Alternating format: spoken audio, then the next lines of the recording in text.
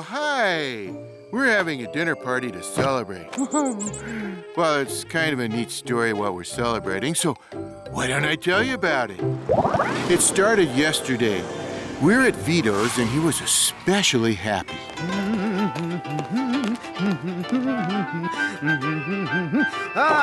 One Vito's special for my favorite customers. You seem overjoyed today, Vito. Oh, I am. You know the great food critic, Eddie Gourmand? Well, on his show today, he is going to give me another great review. It is time. Oh, Today, I'm going to tell you about a place called Vito's Pizzeria. You listen to this man. He knows. It stinks! Flat, disgusting pizza. The crust tastes like paper. Yeah, a paper plate, only burnt. And don't get me started on that miserable excuse for cheese. It tastes like mud, but with less flavor. Also, I think the pepperoni is rancid.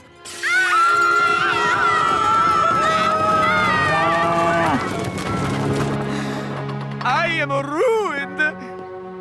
You're not ruined, Vito. You're still a great chef. Hey, how about making my cat 10 lasagnas? Whoa. I shall never make lasagna again. The thing was, Eddie Gourmand wasn't just insulting Vito's fine cuisine. He was cranky about everything. That new hamburger stand on 7th Street. It stinks, too. In fact, all hamburger stands stink, and so does 7th Street.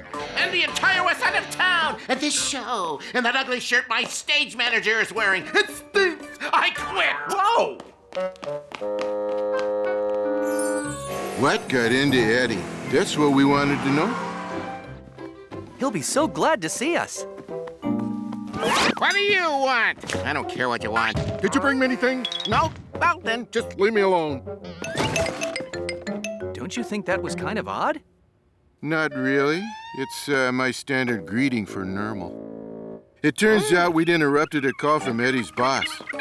All right. If you insist, I'll go to this doctor, you know. Hey, I need you to drive me to see this doctor and step on it. Am I ever that annoying, Odie? Don't answer that. So John drove Eddie to this doctor, and we waited outside. Tell me, Mr. Gourmand, why are you so hostile lately? Hostile? What idiot said I was hostile? And by the way, this couch is uncomfortable, and it's ugly, and it's... Excuse me one moment, please. Who picked out these drapes? Something is bothering your friend, but I can't get him to tell me what it is. Isn't there anything you can do? He's usually not like this. There's one thing I can try. It's a new invention that lets us get inside the patient's brain. Don't worry, boy. No one would ever get inside your brain. First of all, they'd have to find it.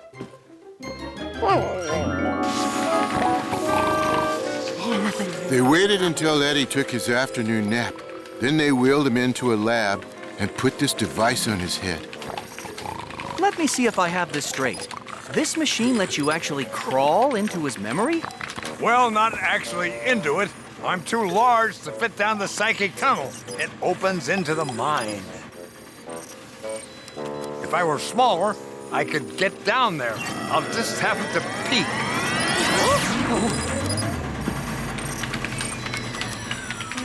We'll go back into his memory and see what it is that's troubling him so. The psychic tunnel is opening. And this cat's going in for a close-up look. It felt kind of weird going through Eddie's mind, like falling into beef stroganoff without the noodles.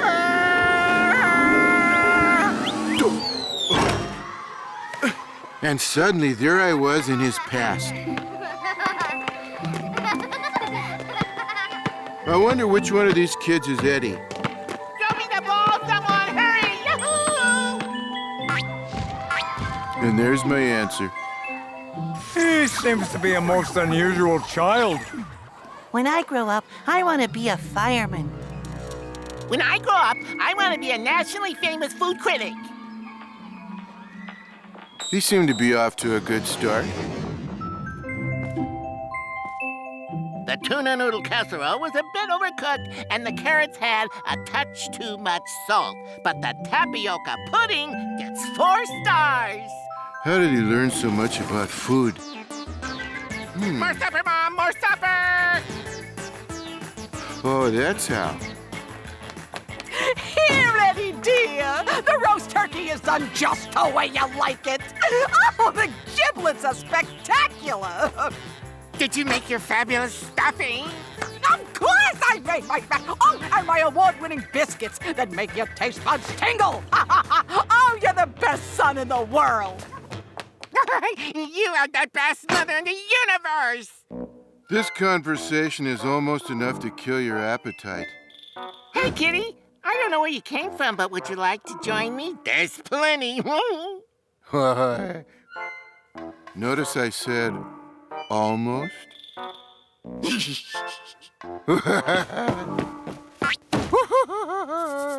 Why?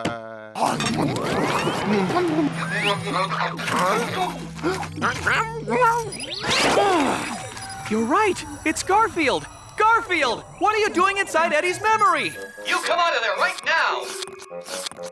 No, I like it in here.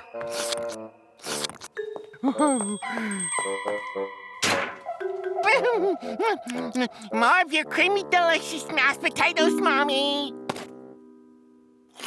Oh, Eddie dear, do you really think you should eat quite that much? They're so high in calories.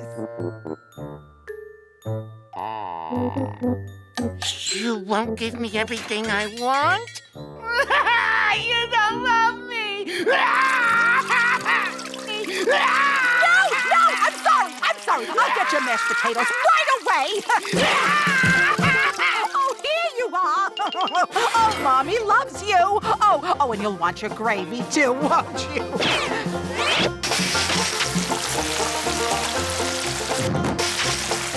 Suddenly, I found myself in a gale-force gravy storm, pelted with little pieces of giblet. It blasted me clean out of Eddie's memory.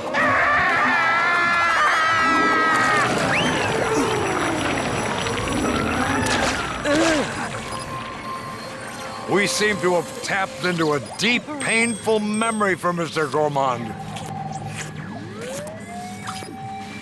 Why won't you feed me, Mommy? Don't you love your little Eddie? And there's the problem right there. He has some sort of problem with his mother not letting him eat whatever he wants? Apparently, that would appear to be what's making him so cranky. I didn't quite understand it either, but I knew what we had to do. Find Eddie's mother. Even John figured that out.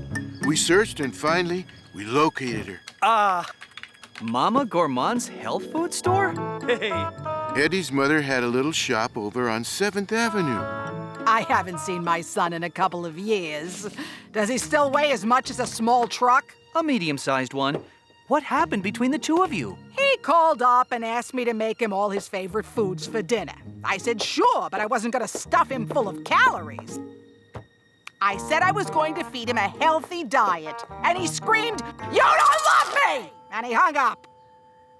As always, it was up to the wise cat to figure out what to do. And I did.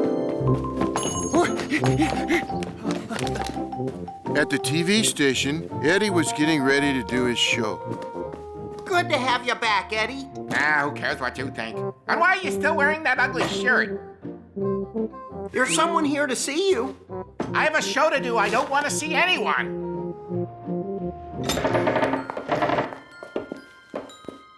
Mama! What are you doing here? You came to apologize and to say you'll cook me all my favorite foods? I'll make you dinner, but I won't help you shorten your life by putting on weight. I want to keep you around as long as possible. I used to think giving you everything you wanted was a way to say, I love you. This is a much better way.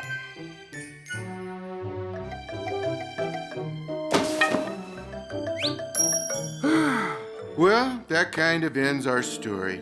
Eddie got back to being Eddie, and he gave Vito a good review. And for the best pizza in the world, go to Vito's. Just don't eat too much of it. I am back in the business. This must be because of Mr. Arbuckle and his cat. I shall take them a feast. In fact, he should be here any minute with it. Hey, Oh, Mama Gourmand is cooking dinner for all of us, including Eddie. Something healthy, she says.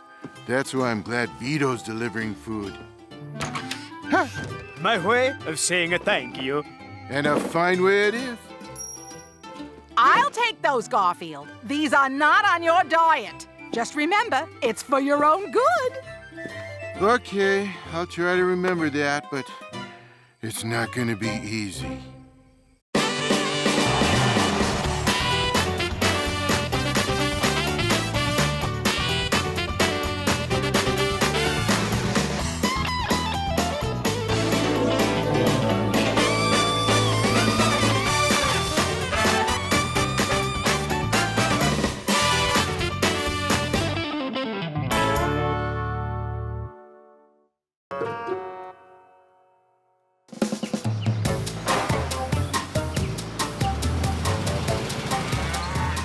Don't worry, guys. This is probably not an emergency.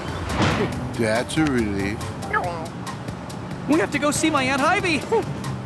That's not a relief. She said she needed me over at her house right away. Aunt Ivy.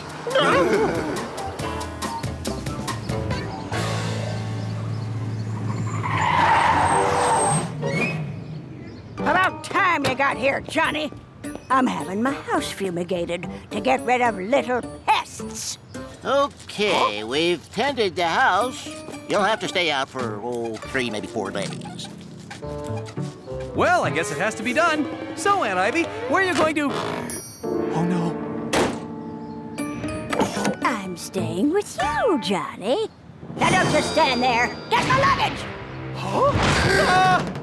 I packed a few things I absolutely have to take along. Couldn't have said it better myself.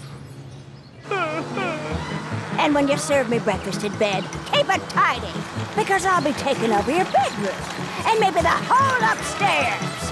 Yes, Aunt Ivy. I want dinner at 8 sharp, not 8:05. 8. Make it high on taste, low on cholesterol, and serve it on good dinnerware. Yes, Aunt Ivy.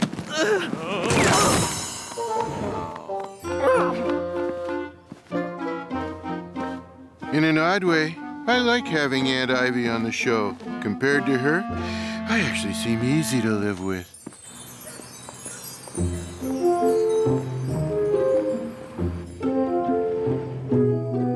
Aunt Ivy, my favorite show is on now. Is it okay if I watch it?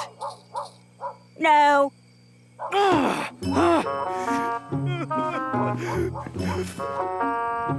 Aunt Ivy, would you please pass the mashed potatoes? No. Aunt Ivy, you've been in the bathroom for 2 hours. Could you please hurry up so I can use it? No.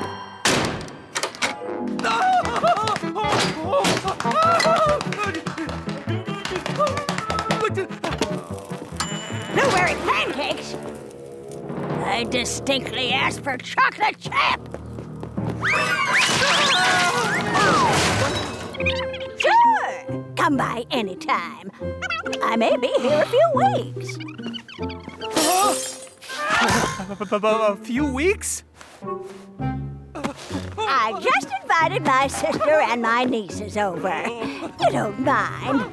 Not that it would matter if you did. Her sister? Her nieces? Chocolate chip pancakes? What am I gonna do? I can't take any more of this. But she is my aunt. Ah! As always, the cat is coming to your rescue. Oh, what's this, Garfield? It's a picture of my brother. Don't I have enough problems with my family? Don't I... That's it, Garfield. You're brilliant. True. Hi,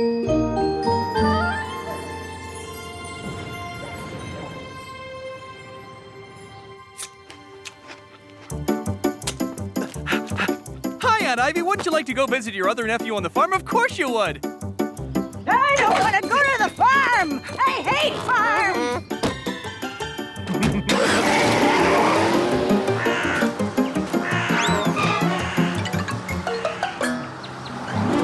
I know you can't wait to be there. Doc Boy's going to be so happy to see his favorite aunt.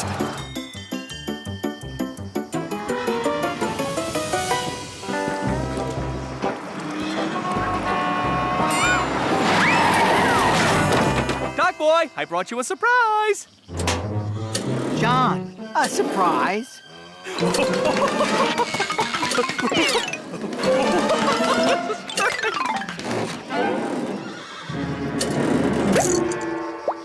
Aunt Ivy! Surprise! Wait! Take her back! Don't drop me. Stop! John, come back! Hello, Aunt Ivy. I see this farm is still a dump.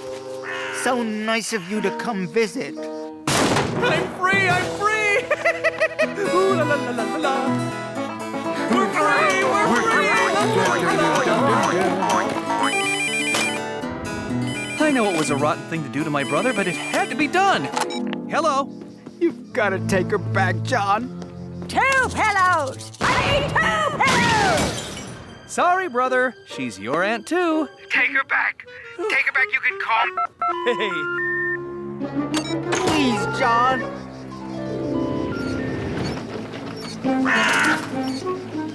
The room I'm going to stay in, I want it painted another color.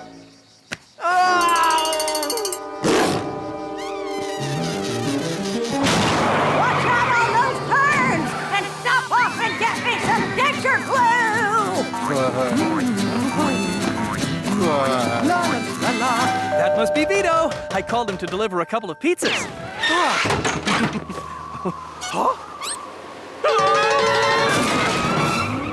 Here, you left this at the farm. You forgot my denture glue. Yeah, it does look like we're stuck with her. But hey, it could be worse. Hi, Cousin John! Hi! See? It's worse. And Esther will be coming along later. Lovely. It's so nice to see you, Drusilla, and you too, Minerva. No, I'm Drusilla. She's Minerva. Are you sure? Oh, look! The kitty cat! No, no, not them again. Help! What's the big idea taking me to that farm? I hate that farm. I also hate this place, which smells like a farm. Let's get our kitty cat! I'm gonna come to the toy house and sell him!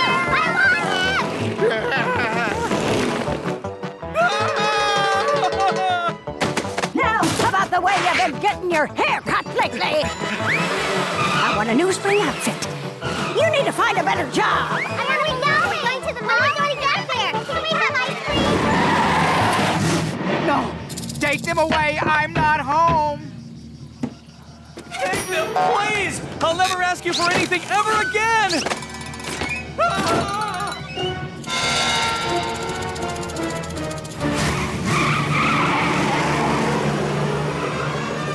Hey!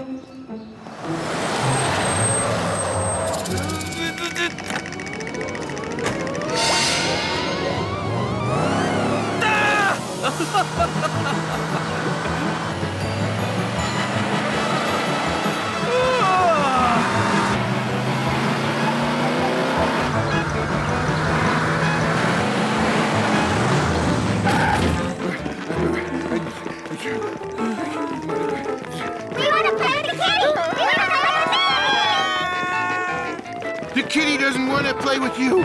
The kitty doesn't want to play with you. You sure you won't take them home? I couldn't even take me home.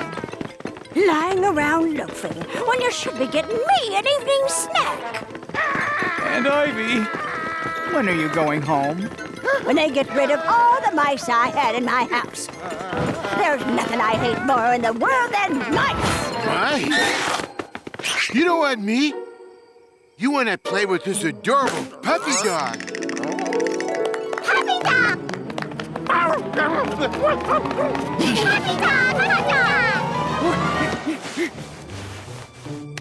dog! Squeak, it's me. It's important. I don't care what you say, I'm not taking Aunt Ivy. Squeak, open up. I need your help. You two both could stand to get a little more exercise. Oh, and I want a pickle. Has anyone seen the kitty cat? Huh? What's that terrible music?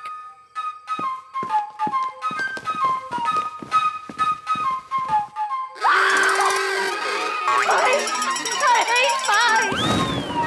Wait for us, Aunt Ivy!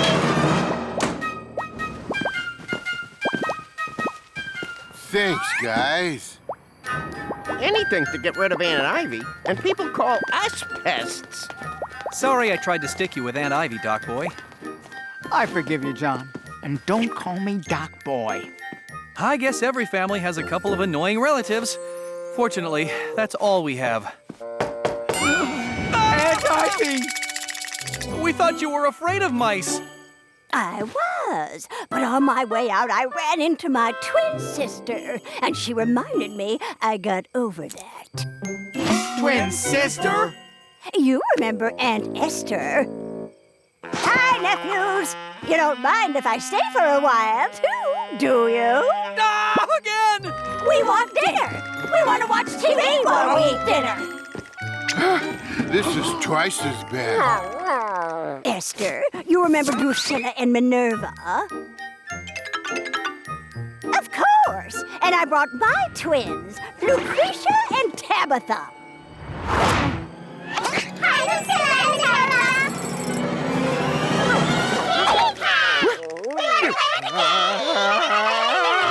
Oh, no.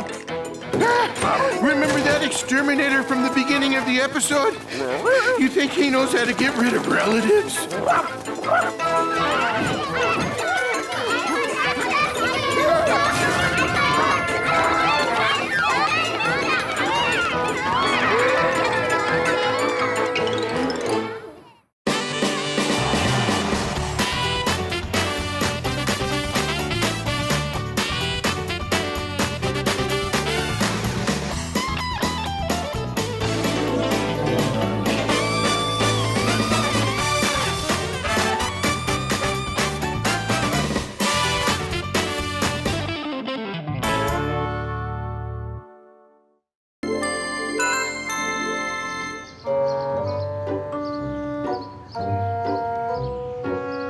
Here, kitty, kitty, kitty.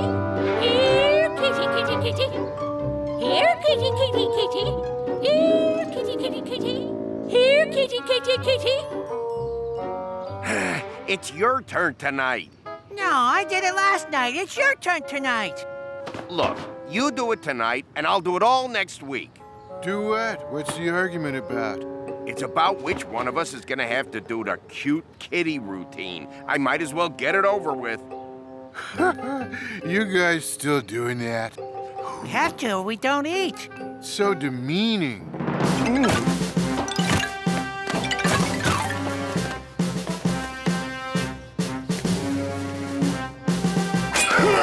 Yeah!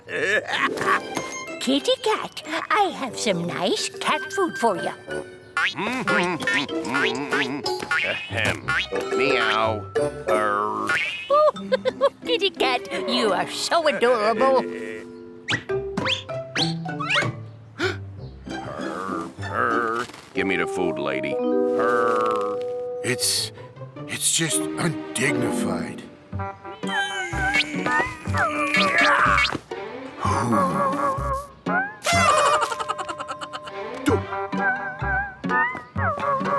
Here you go. A nice, delicious helping of yummy beef delight in gravy. Yum. Purr, purr, purr. Now you share that with all your little kitty friends. Hey, little kitty friends, supper!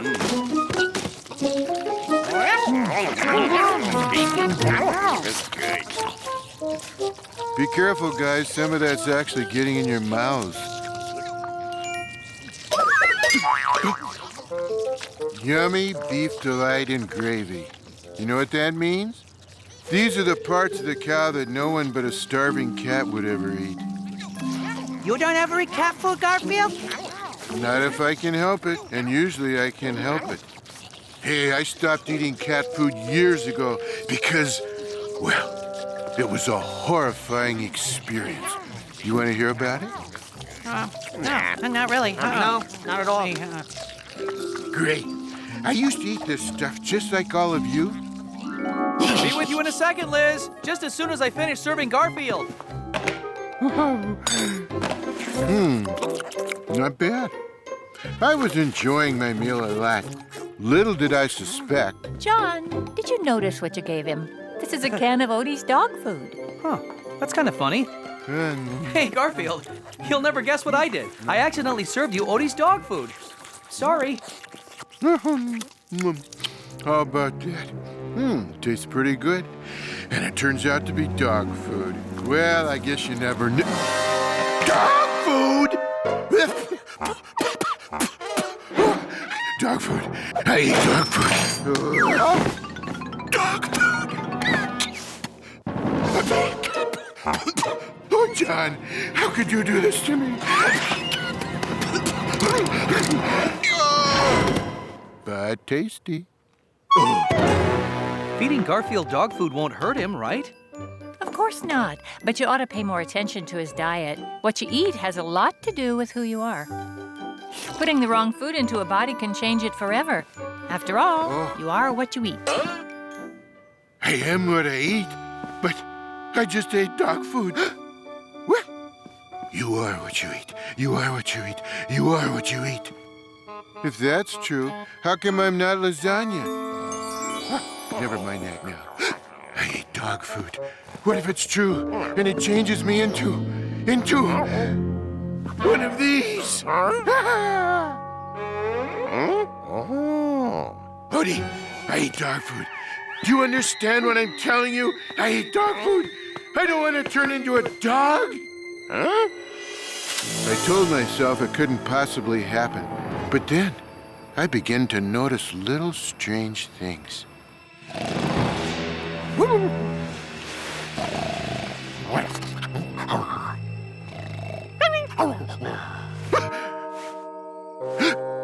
Who barked? Oh, I hope it wasn't me. Oh.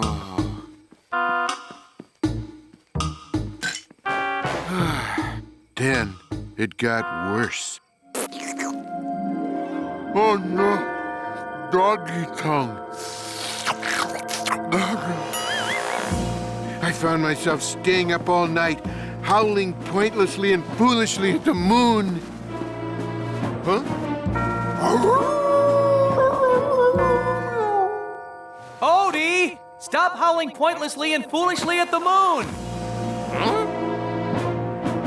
And that's when I realized it was true. Garfield the cat was now Garfield the dog.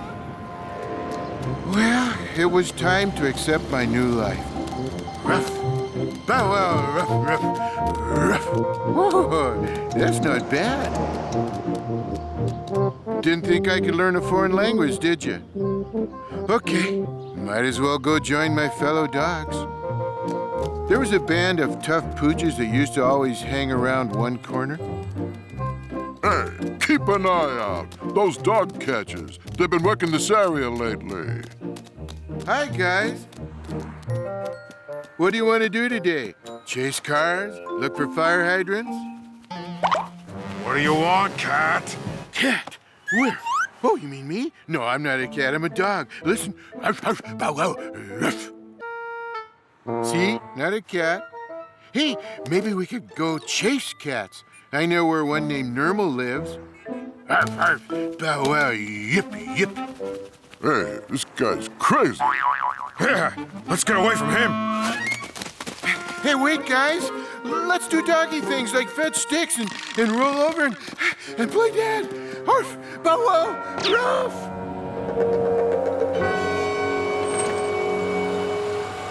Bow wow, arf.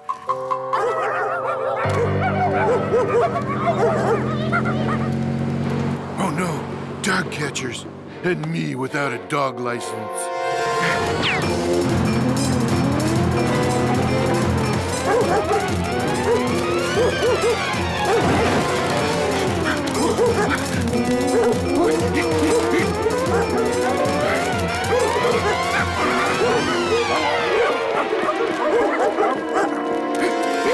We all fled for our lives, but the dog catchers were too fast for us. After them, Pete! And they won't get away from us!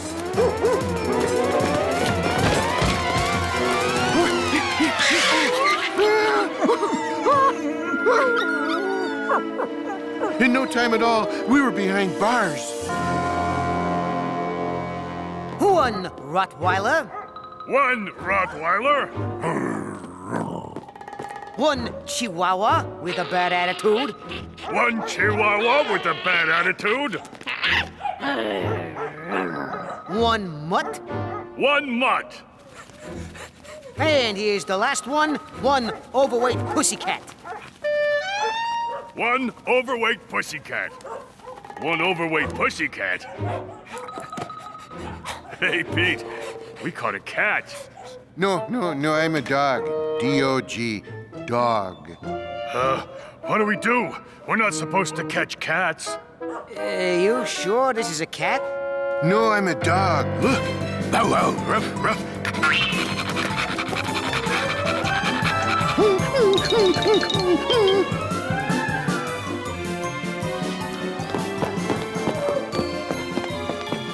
Oh, at last, they realize I'm a dog. Hey, because I'm a dog, I'm behind bars. Maybe I didn't think this through properly. Time to feed our new guests. The city couldn't get any more dog food, so they ordered cat food again. I guess I must be a dog. I'm stupider than I used to be. Supper time, guys. We're feeding you cat food, but don't worry, it's the same thing. Cat food is the same as dog food? Sure. We often get cat food. Yeah, quite frankly, I prefer it. What do you think? Eating cat food turns a dog into a cat? Then I'm not a dog. I'm a cat. Yes, a cat. Meow, meow, meow. Thank goodness, a cat.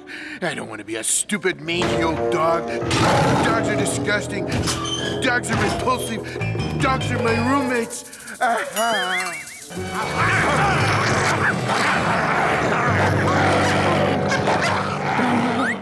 No, please stop. Don't hurt me. I'm a recovering dog. Stop!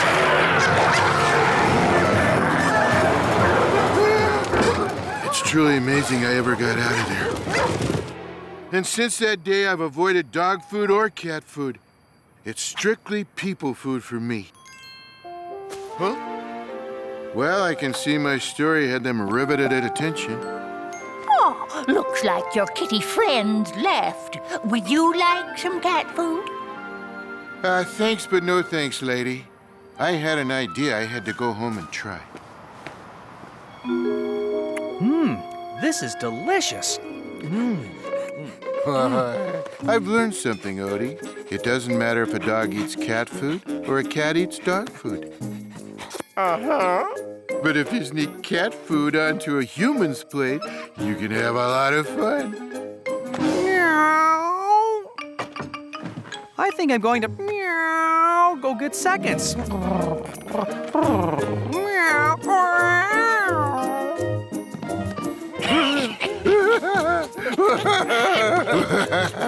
Why, that's cute.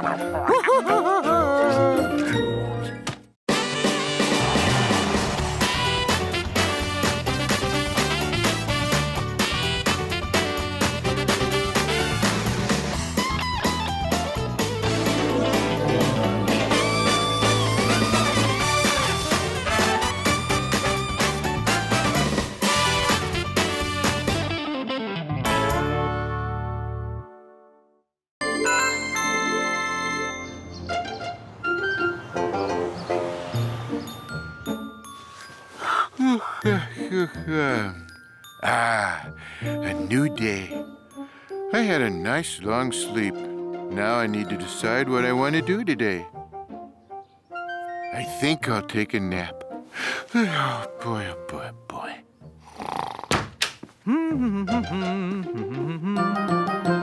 Oh, Garfield, I should tell you what's going on here. I don't care. Nothing, but nothing is going to get me out of this bed. Drusilla and Minerva are coming to visit.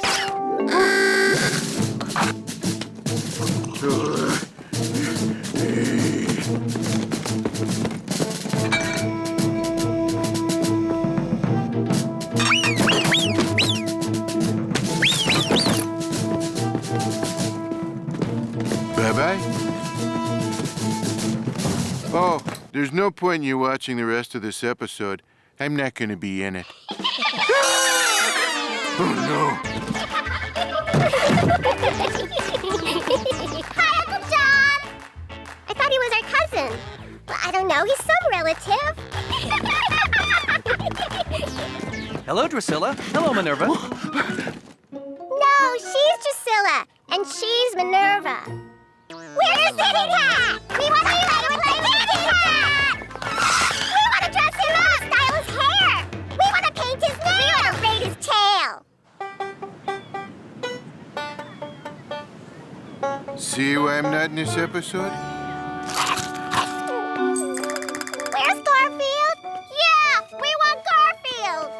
We want Garfield. We want Garfield. We want Garfield. We want Garfield. We want Garfield. We want Garfield. Garfield's not here. He's on vacation or something. But I'm going to read you a nice story. It's the story of Penny Henny.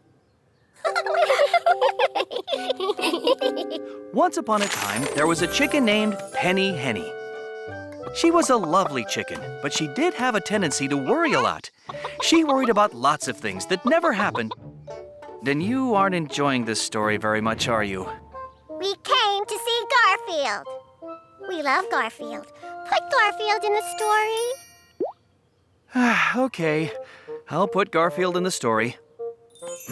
So, while Penny Henny was walking around the farmyard worrying about this and that,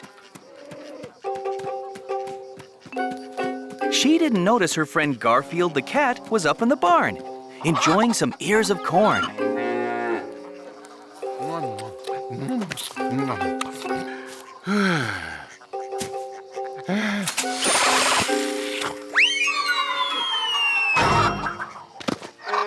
One of the corn cobs hit Penny Henny on the head, and she came to the scary conclusion. Ooh, the sky is falling. Why did she think that? Sorry? Why did she think that?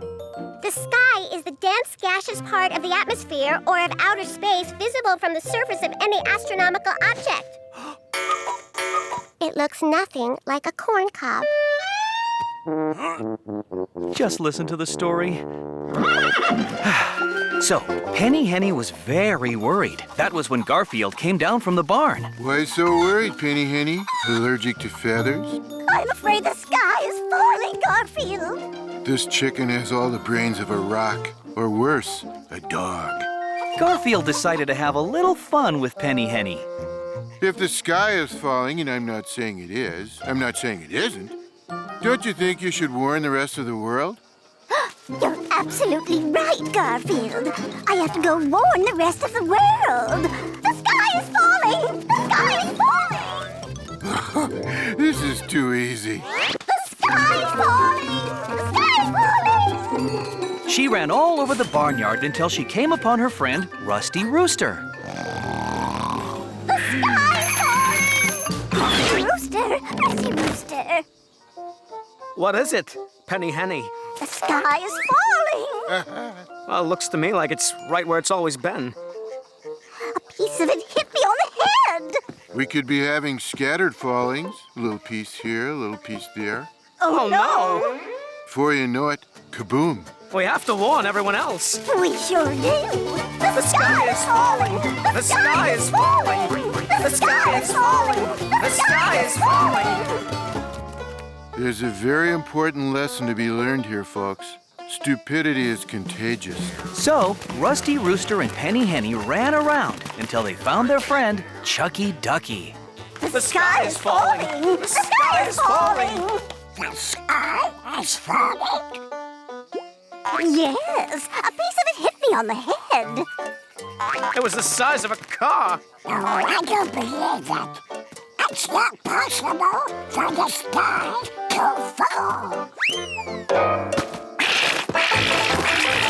It's true, it's true. The sky is falling. We must run, everyone. The sky is falling. The sky is falling. What did they say? I haven't a clue. And so Chucky Ducky, Rusty Rooster, and Penny Henny. Drusilla? Minerva? We got bored and went for snacks. Like all of today's youth, we have short attention spans. Mother says that children today insist on immediate gratification. I don't. I think it takes too long. Please, continue the story. Okay, so Penny Henny, Rusty Rooster, and Chucky Ducky ran around looking for Loosey Goosey and Tommy Turkey and Billy Goaty and Whoopty Doopty. And who comes up with these names? The sky is falling! The sky is falling! Finally, they ran into Freddie Fox, and they told him. The sky is falling! The sky is falling! A piece of it just hit me on the head. It was the size of the Eiffel Tower. You're in luck, my friends. I know just the place you can hide until this disaster is over. Come on. What? Freddie Fox led them through the forest to his lair. It's completely skyproof, and it even has a hot tub.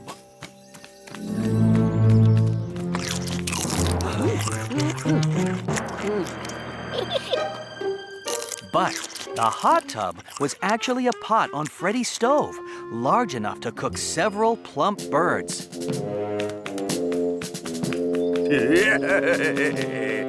Yeah!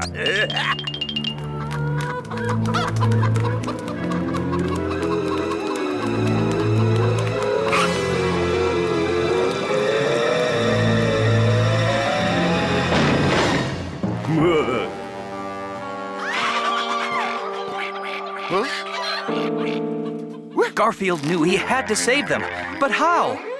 Garfield can do anything! In a nearby garbage dump, he found an old cracked coconut and the roll out of an old roll of toilet paper.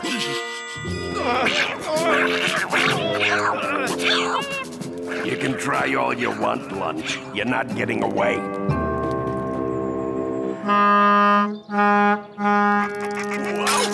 What's that? That's probably nothing, but it sounded for a second there like the horns at a fox hunt.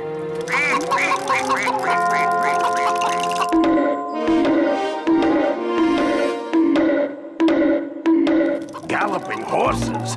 No, it couldn't possibly be a fox hunt. Yes? Just hold still for a second. All right, what's the big idea measuring me? Oh, it's not for me. There's a guy over there on a horse. He wants to make a coat for his wife. A coat? No! You won't get me, fox hunters! No! No, you won't! I'm gone! You can't have me! So Garfield untied his friends and even apologized for letting them think the sky was falling. But he also told them, don't believe stuff like that. Use a little common sense before you panic. We'll never panic like that again.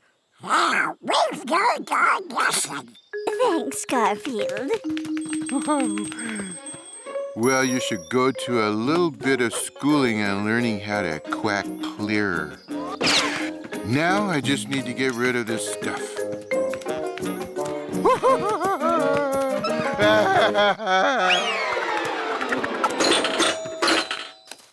Oh no! The sky is falling! Oh no! The sky is falling! The sky is falling! The sky is falling! The sky is falling! The sky is falling!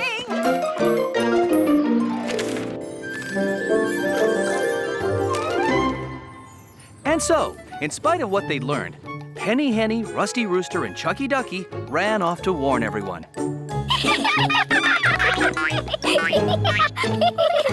Now then, what's the moral of this story? Kitty cat! Oh, no! No, stop! Stop! Don't do that!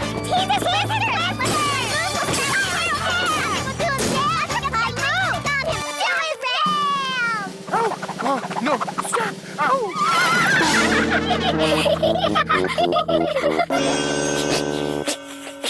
Puppy dog!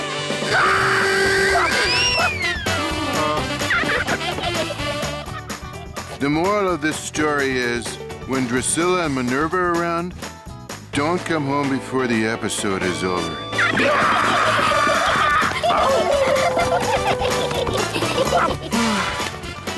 They did my lipstick crooked.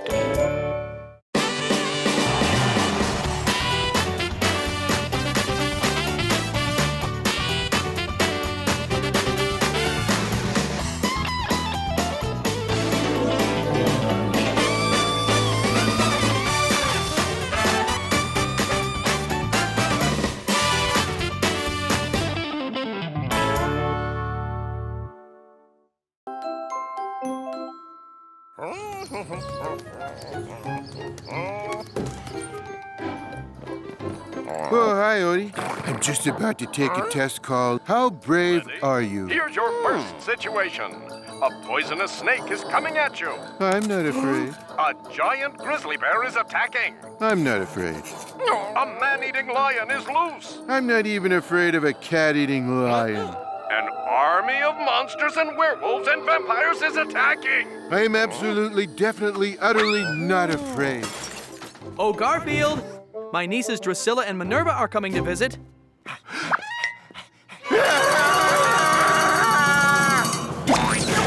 But, lock the doors, bar the windows, we have to move to another country. Help! Snakes and birds and monsters can only eat you. These are John's nieces. Don't you remember them from last season? Show 17?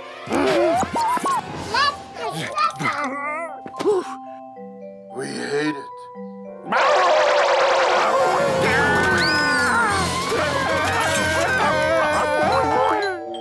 That must be them. Oh. We have to hide, Odie. Under John's bed, quick. Hi,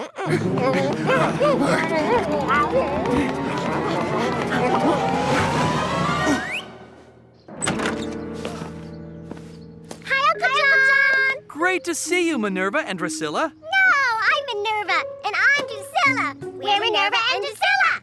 We want to play with the kitty cat. He's so cute. Oh, Garfield. Where's Garfield? Don't worry, Odie.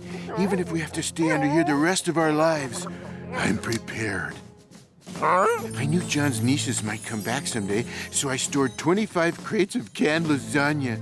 Gee, I wish I'd have brought some for you.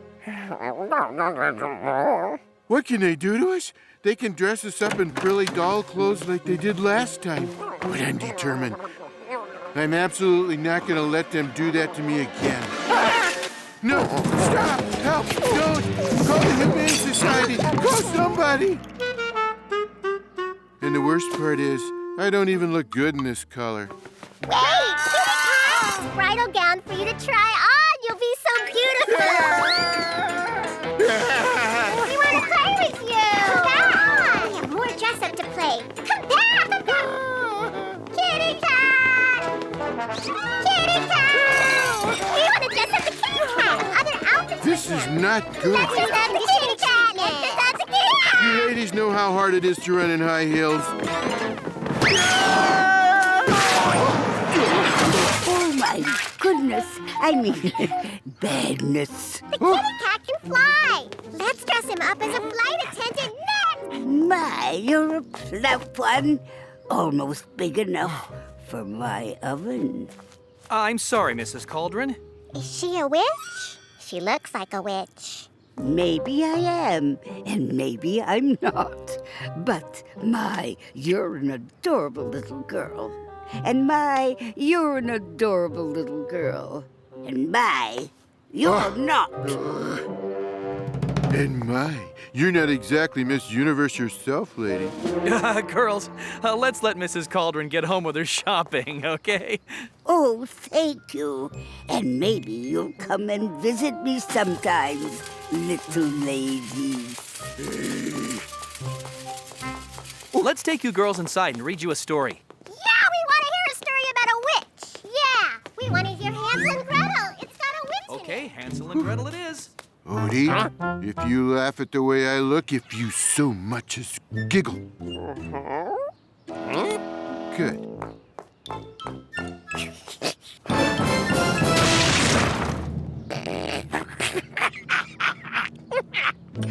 Meow. He's right. And so Hansel and Gretel followed the breadcrumbs to the house of the Wicked Witch.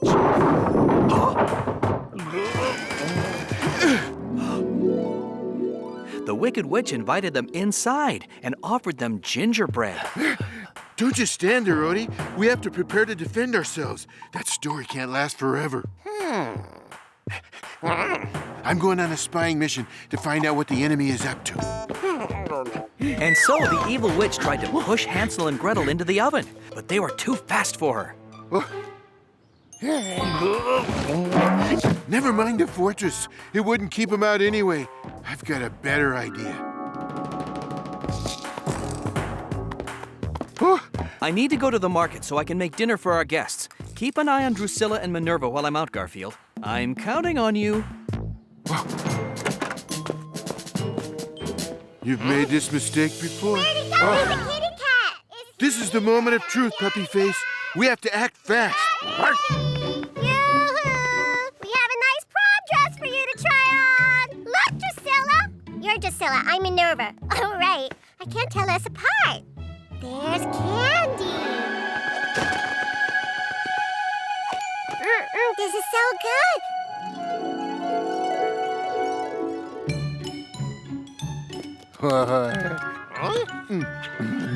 Breadcrumbs like in the story. We'll lead them to Mrs. Cauldron's house.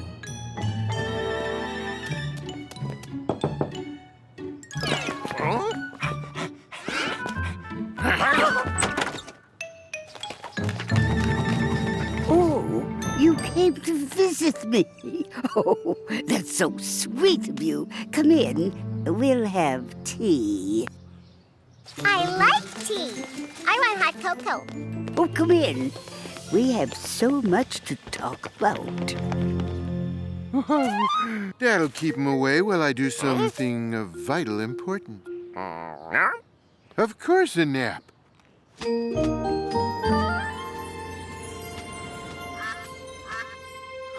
Ah, poor Mrs. Cauldron, such an odd lady. Always dressing up like a wicked witch. Hey, what if she is a wicked witch? Nah, there's no such thing, and besides, it isn't Halloween. I think I'll just give me some good sleep.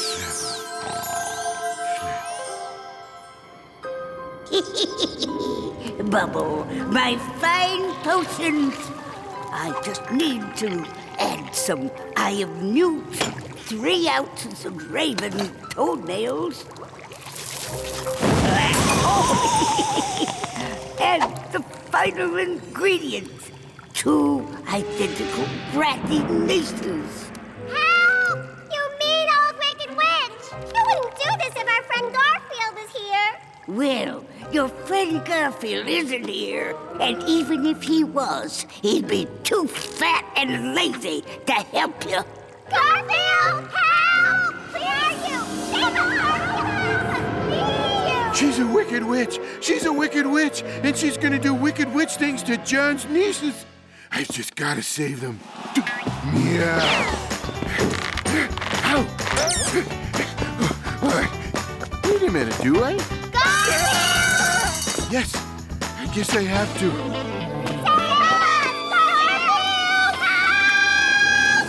This is it. Goodbye, Drusilla. I keep telling you, you're Drusilla. I thought I was Minerva. It doesn't matter. You're both ingredients. Unhand those annoying children. Hey, do I know how to make a big entrance or what? Oh, this is perfect. I have a recipe that calls for a goat. Huh? And just where do you think you're gonna get a goat at this hour?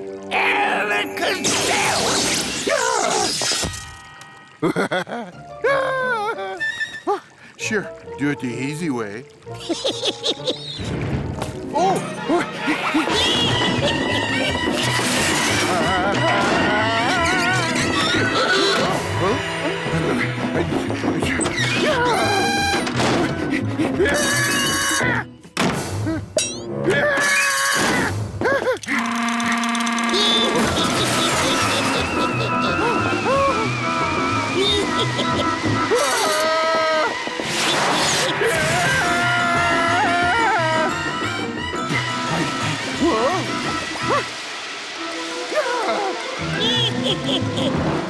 You ever thought of trading this thing in for a vacuum cleaner?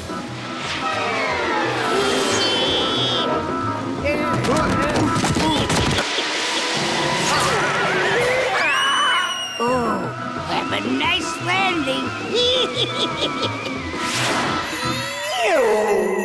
Garfield! Garfield!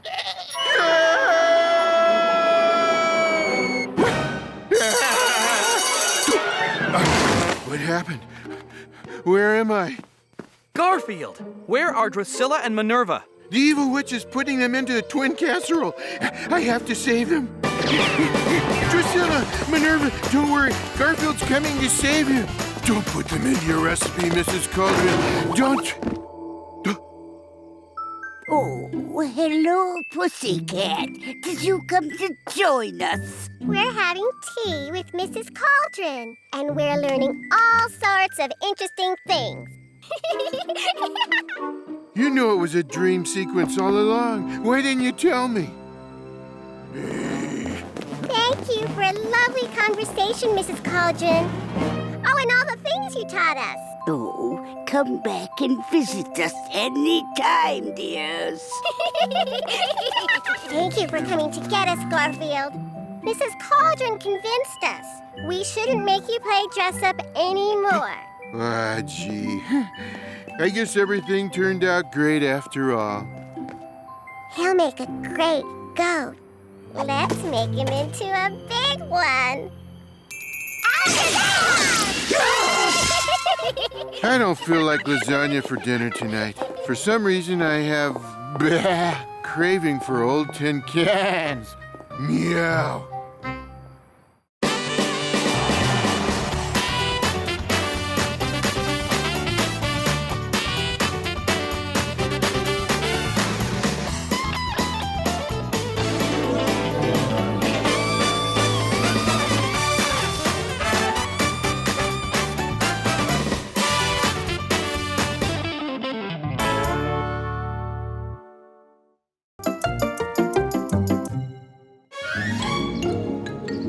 But Mr. Allwork, I'm only a few days behind in my payments.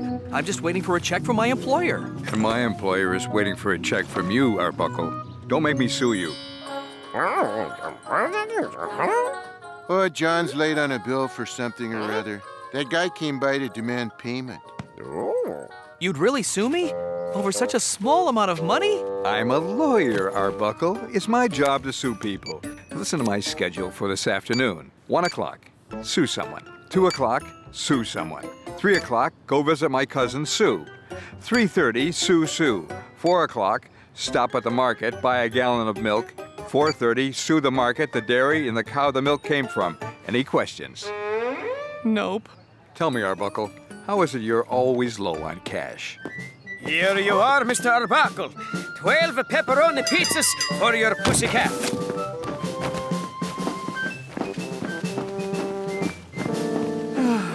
Any questions? This is a baby kangaroo. Not as cute as me. And this is a baby panda. Definitely not as cute as me. Hey, what are you complaining about? I gave you a crust. Not as cute as me. Not as cute as me. All right, a half a crust. Guys, I need to make some fast money. I'm going to have a garage sale. I need things to sell. Garfield, look around. Find things that we want to get rid of. Things that are utterly and totally useless. I love watching nature films on TV.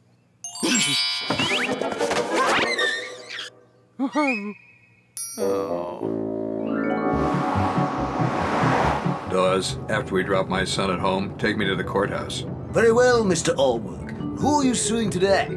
I don't know, but I'll find someone. Dad, could we maybe do something? I mean, you and me? I have work to do, Jack. Besides, I just picked you up at your baseball game. Yeah, and you sued the umpire. Oh, there's that Arbuckle fellow I may be suing. He seems to be having some sort of yard sale. Dawes, stop for a moment or I'll sue you. Let me sell Nermal. Oh, let me sell Nermal, please. Maybe I can get $3 for this old lamp. Why won't you let me sell Nermal? Garfield, while I go look for more junk, put price tags on everything. And remember, price things based on what they're really worth.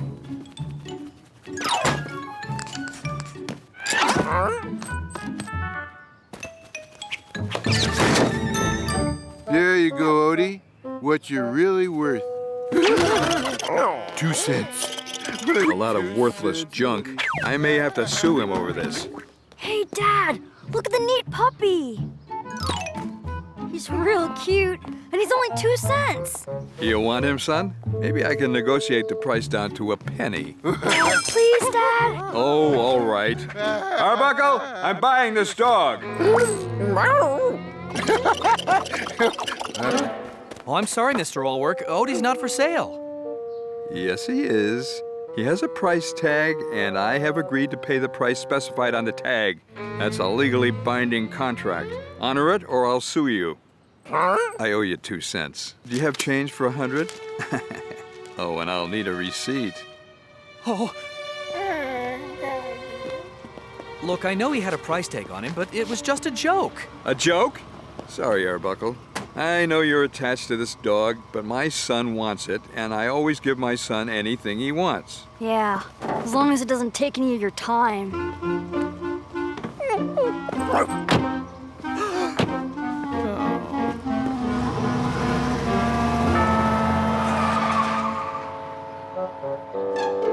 Garfield, have you thought of anything you can do to make this situation better? I marked Nermal down to a penny. Too bad about Odie. I always liked him. He was a little damp around the tongue, but he was a good dog. Hey, Squeak, you gonna finish that piece of cheese? I was planning. Why? Because John's not gonna feed me until I figure out how to get Odie back. Squeak, do you think you and the Mouse Network could figure out where they took the pooch? Leave it to me, Garf. I'd do anything for you. Anything? Make that almost anything.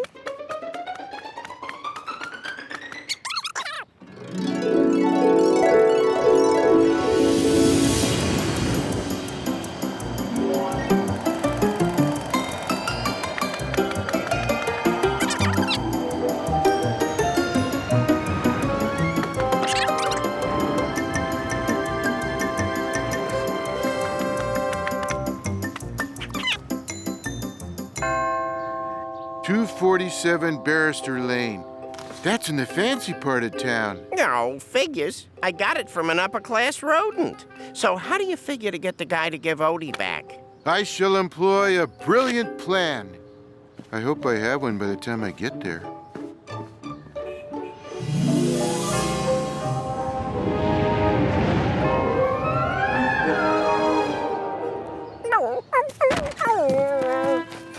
Hi, boy. How about if I throw the stick and you fetch it? Want to go for a run?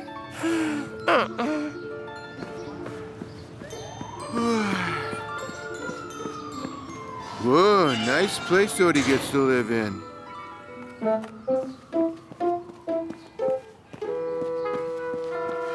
If If you're wondering, I still don't have that brilliant plan. Oh, it's you. Did you come to try to get the dog back?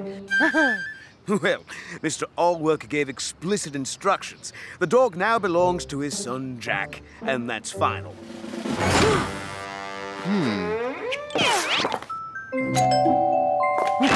No, you're not a little girl come to play with Master Jack. You are that pussycat again.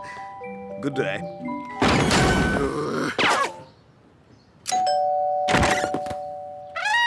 Hey, Mr. Butler, sir. It's me, Vito, here to deliver a pizza to the little boy and Papala with the wet tongue. No, you're not a pizza delivery man. You're still that pussycat. Good day.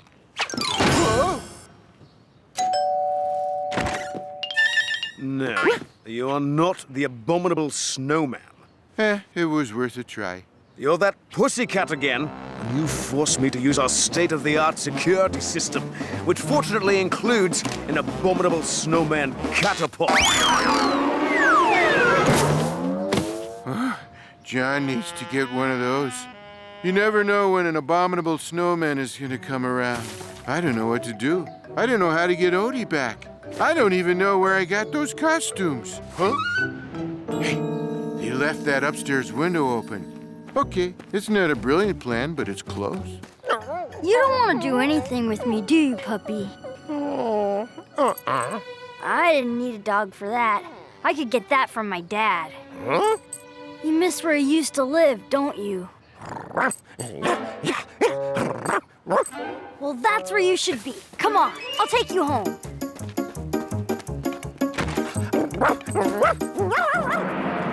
Well, it appears that pussycat had the good sense to give up and leave. Now to find Odie. Oh, no, he did not. He's climbing into the master bedroom. Now to run from the butler.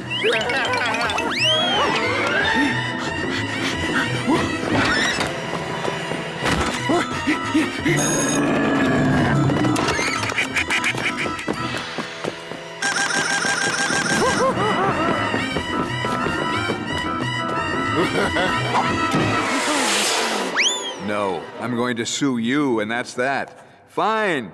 See you for dinner Sunday night, Mom.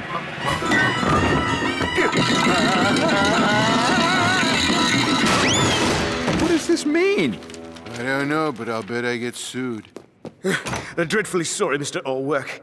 This pussycat breached security, and now I see that young Jack is missing. Also, the dog you bought him. Missing? Well, it's obvious where they are. Get the car outdoors. And you, Cat, they're coming with me. Oh, nothing's going right. Even with the garage sale, I still don't have enough money to pay off that bill. Garfield's gone, and I may have lost Odie forever. Maybe not forever. Odie, you're back! I'm never going to let you get away from me again. You'll have to. They don't let you have dogs in prison. Mr. Allwork! I bought that dog fair and square. Dad! Not now, Jack. You stole him back, and I'm calling the police and having you charged with grand theft puppy. But, Dad! Quiet, Jack. Don't make me sue my own son. I'll do it if I have to. Hey, let the kid get a word in edgewise. Dad, I gave the dog back to him. Why? I thought you wanted that dog. What is it you really want? Why won't he answer me? What is it he really wants? Whatever it is, I can afford it. A dog is great, but he's no substitute for a parent. Yeah, I suppose you're right. Mr. Allwork, you asked me to remind you those people you needed to sue? They can wait, Dawes. I need to spend more time with my son. What's it gonna be, son? Ball game? Movie? Anything!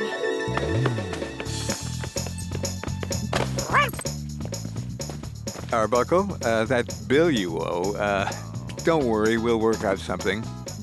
And thanks. Thank you. Well, I still have to figure out a way to make some money.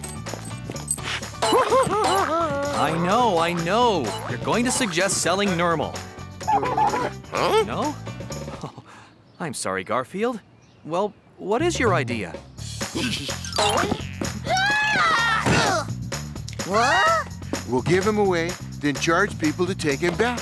We'll make millions. Millions, I tell you. Millions!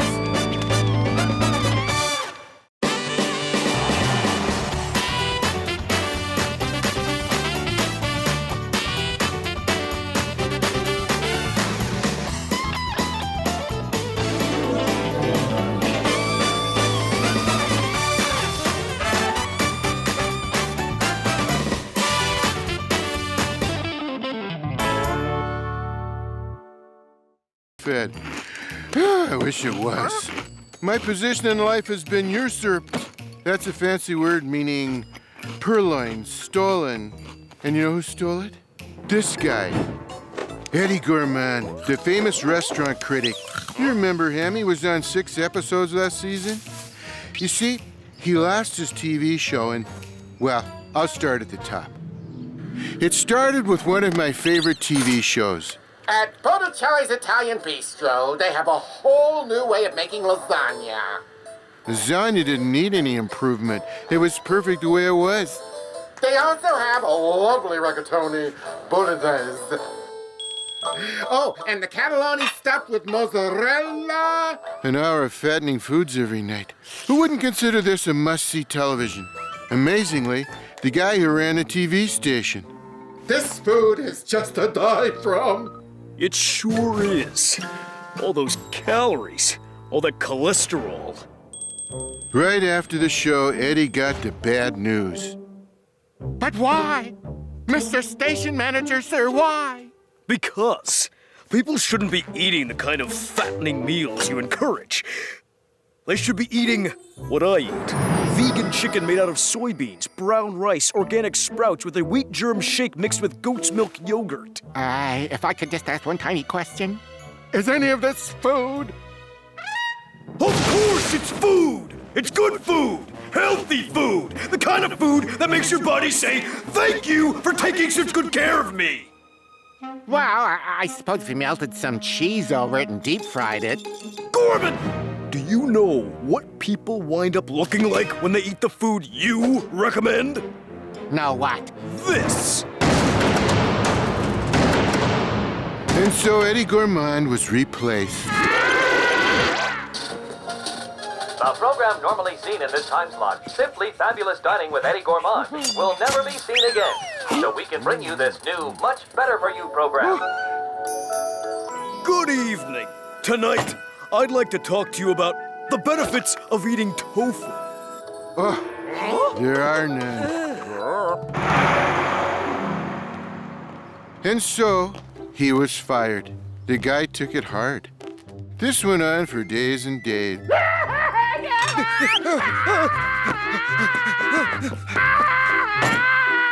Here you go, Mr. Gourmand. One nice hot Vito's special, just for you. Oh, thank you, Vito. That was the most delicious pizza I ever ate. Oh, hey, then maybe you mention a Vito's Pizzeria on your show sometime?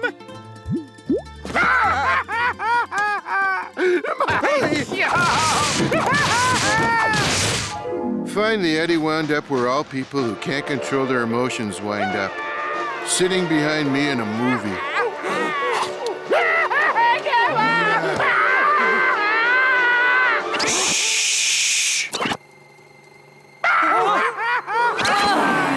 After ruining the film and getting tears in my popcorn, he apologized. Oh, I've been like this since I lost my show, Mr. Arbuckle.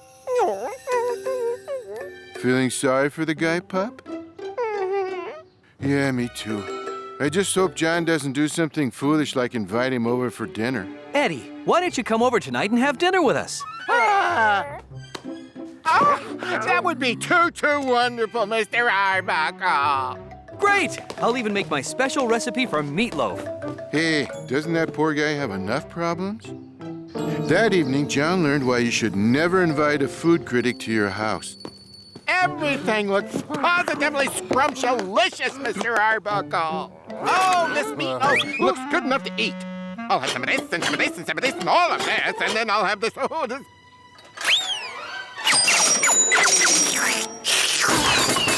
Oh, this is utterly divine.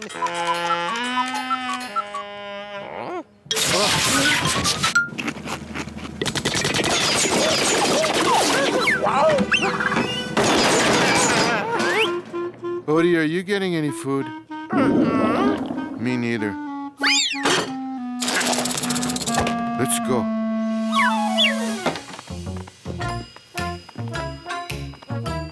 Another good reason never to invite a food critic to dinner. They tend to rate what they eat. I'd give the meatloaf 2 stars. The mashed potatoes need more butter, so they get 1 star. But 4 stars for the gravy! Well, I'm glad you enjoyed the gravy. It could have used more flour, but otherwise it was...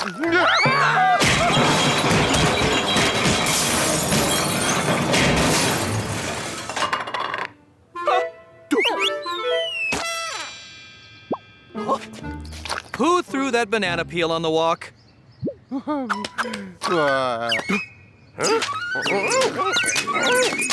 Mr. Gourmand, are you all right? No, get me a doctor.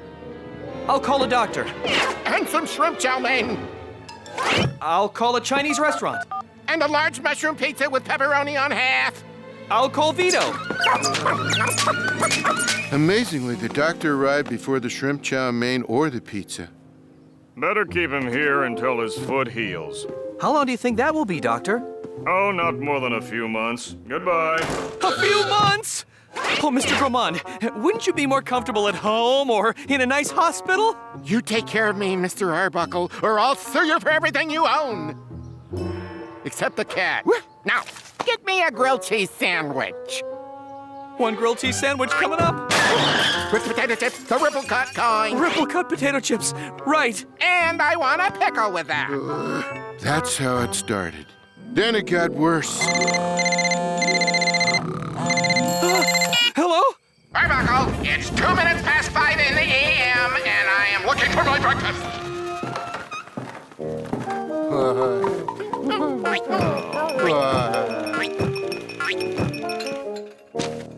Syrup! I must have syrup. 18 kinds if you have them. If not, go out and buy them.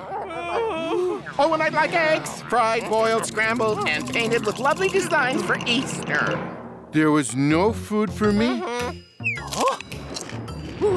In short, Eddie had started to remind me of that greedy, impatient, lazy creature. Oh, let's see, what's it called? Oh, right. Me. To make a healthy chocolate cake, use no chocolate. Instead, we'll use organic yeast spores and granola. Turn it off! Turn it off! Huh? Sorry, Mr. Gourmand. I guess it upsets you to see the show that replaced yours. But mainly the sight of all that disgusting healthy food. I can't stand healthy food. The cat has an idea.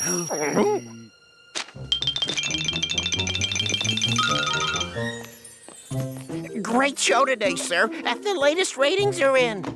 What? I only got a 3 rating? Well, you only had 3 viewers. As much as I might hate it, I've got to get Eddie Gourmand back. Arbuckle! Arbuckle, I want my dinner! Arbuckle, bring me my dinner or I'll sue you. Sorry, Mr. Gourmand. Here you go. What is this? It's an artificial chicken patty made without chicken, but with artichoke flour and modified wheatgrass. When I asked for dinner, I should have specified food. This is food. It's all part of our new healthy living program. Let's go, boys. 1, 2, 1, 2, 1, 2. You can tell how desperate I am to get rid of Eddie. I'm actually doing this. Eddie, we're going to start you with 100 sit-ups. You'll do nothing of the sort. And if you're not going to get my dinner, I'm going to get it for myself. I need a bacon cheeseburger with extra bacon, extra cheese, and extra burger. There's no food. Wait, there's one thing to eat in here. I'm saved. It's vegetarian meatloaf.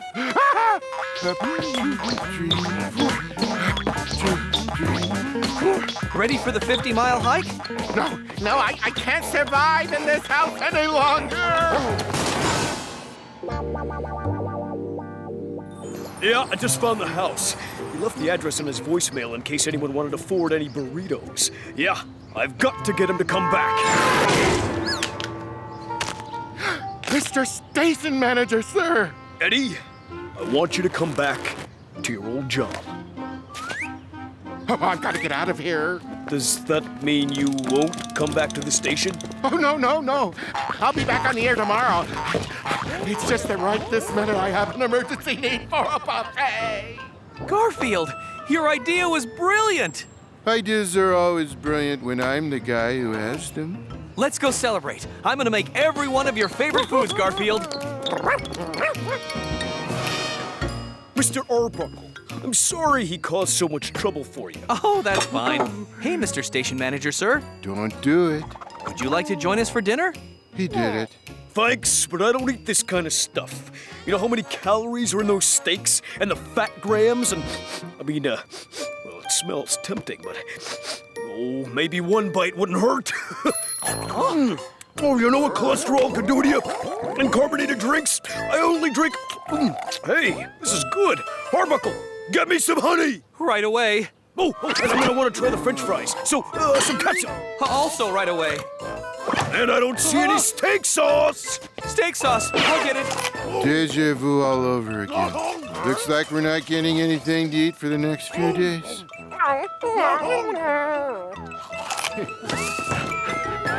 And blitzes! I want blitzes the way my mother used to make them!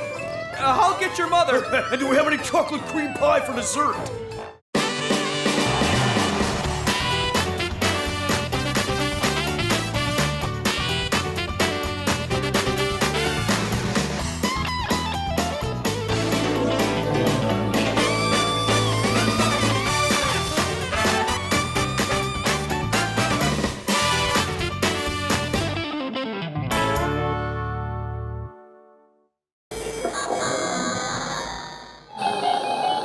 Do not attempt to adjust the picture. You are about to enter another dimension. A dimension of sight and sound and lasagna. A dimension known as the Garfield Zone. Uh-oh, this looks like it's gonna be one of those real weird episodes. This unremarkable house in this unremarkable neighborhood belongs to John Arbuckle, who is, oddly enough, unremarkable. And the somewhat overweight creature is John Arbuckle's cat, Garfield, about to wreak havoc and terror. Translation? I'm waiting for the mailman.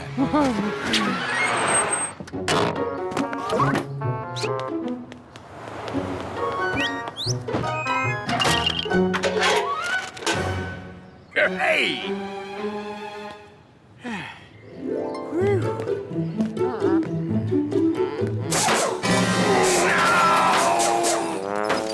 You should check your oil more often. You're down a quart. I quit. I'm going home. Then you won't be needing this lunch you packed, right? Liverwurst. Whoa! The next morning, fate comes early. Arbuckle, door. John Arbuckle, I am Professor Bonkers, head of scientific type research at Postal Headquarters. You and your cat are to come with us. What if we don't want to? Huh? Huh? We brought you here to correct a situation that is intolerable and in sorry need of correction. We cannot have citizens' pets terrorizing our mailmen. Oh, that. Hey, I smell something edible. Mr. Arbuckle, you have been selected to participate in an experiment that will revolutionize mail delivery as we know it. Here is the mail that was to be delivered to you this morning. I am going to demolecularize it. Huh? Hey, my mail! There was a letter there from my mother. What? Your mail, Mr. Arbuckle. Observe the proper way for a pet to pester a postman. Meow, meow, meow. Whoa! Ooh, that hurt. Missed. What is that? From now on, your mail will be delivered by a holographic mailman. A holographic mailman? A three-dimensional image capable of delivering digitized mail. We had to find a way of protecting our mailmen from creatures such as your cat. Have a nice day, Mr. Arbuckle. I've got to have another run at this. Ouch! Oh, this is terrible. What am I going to do? I know what I'll do. I'll have another taco. Hey! Too late. And so the cat licked the plate clean. But what he didn't realize was that a tiny drop of taco sauce dripped off one whisker and fell into the computer master control, a drop that would short-circuit and reprogram things so the cyber mailman would no longer deliver today's mail. He would begin to deliver tomorrow's mail.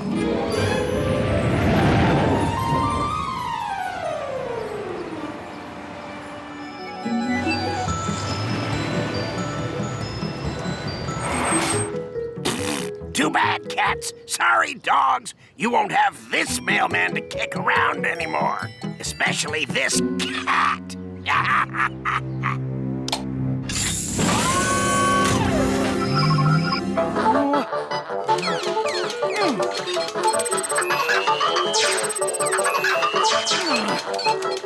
Morning, Mr. Arbuckle. Huh? Your mail. Oh, thanks. Oh, wait. I have your morning newspaper for you, too. Oh. Have a nice day.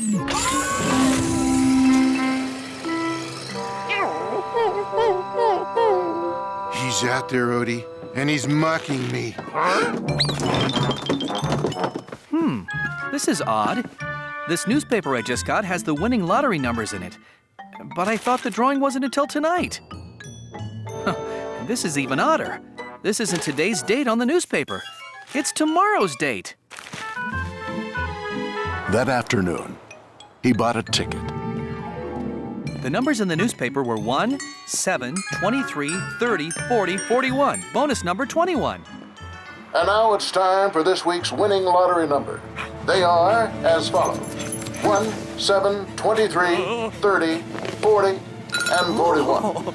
The bonus number, 21. Ah! I have all the numbers! I'm rich! I'm filthy rich! Say we join him, Odie.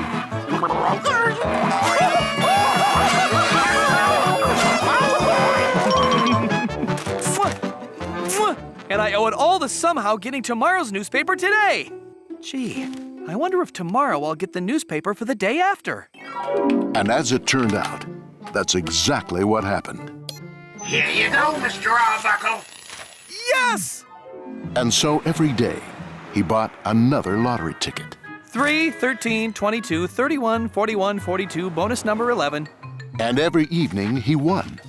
That would be 3, 13, 22, 31, 41, 42, bonus number 11. Another $1 million. Maybe I'll take tomorrow off and I won't enter the lottery.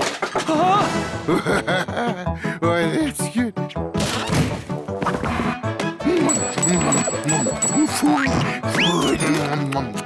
On second thought, maybe I'd better enter. I may need that money.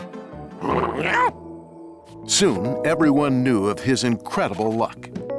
Mr. Arbuckle, you've now won the lottery 42 times in a row. How the heck do you do it?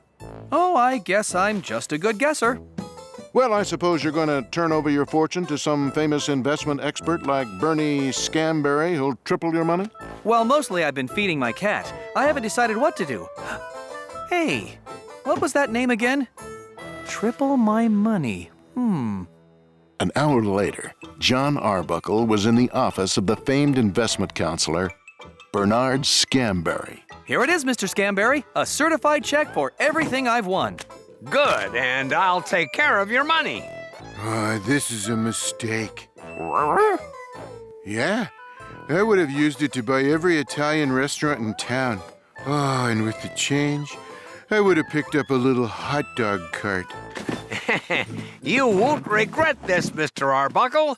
I turn millionaires into billionaires, and billionaires into trillionaires. Great, Bernie. I just know I can trust you. Looks like rain. You think it's going to rain, Garfield? I can check. I can look at tomorrow's newspaper and see if it rained today. Uh-huh. It says today was cloudy, but no precipitation. See? It says it right here under the photo of Bernie. Bernie? Authorities say investment counselor Bernard Scamberry has fled to Brazil with millions of dollars in clients' money. Oh! He's gone! So is your money. And now from the window, they can almost hear him say, When I get to Brazil, I'll send you a postcard with your money. Oh. Looks like Bernie made off with the money. Well, it's not so bad. As long as I'm getting newspapers from the future, I can still win the lottery and make it all back. You know, I haven't bought a ticket for tonight's drawing. Let's see what the winning numbers are. Hey, read that. What's so important, Garfield? Mysterious explosion destroys post office experimental lab. Hey, that's the place they took us to. Too bad about that, but... Arbuckle and his cat raced for the lab. Their intentions were good, but they hadn't realized something. You cannot change the future. Something is amiss with the central core of the Cyber Mailman digitizer. There seems to be a short circuit. How could that have happened? It is impossible. Unless, of course, someone dripped taco sauce inside of it.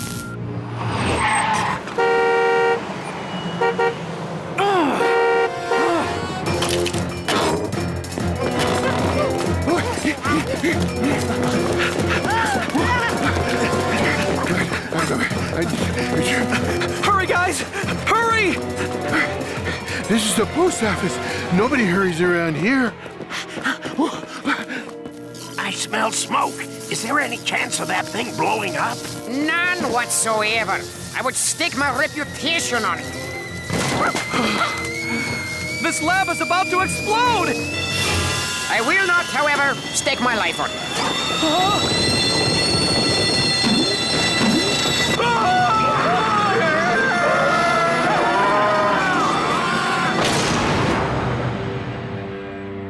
Well, there goes the Cyber Mailman project. It will be years before we could restore it. Which means no more future newspaper deliveries to me. But that's not the worst part of it. No, the worst part of it was that Herman Post, career letter carrier, had to go back to delivering mail the old-fashioned way. I did it! I delivered the mail without running into that cat. Whoa! That's what you get for bringing nothing but bills all the time. Yeah. No. Submitted for your approval. A mailman who thought science could catapult him into the future without cats. He should have known there's no escaping destiny in the Garfield Zone. I told you this was going to be one of those weird episodes.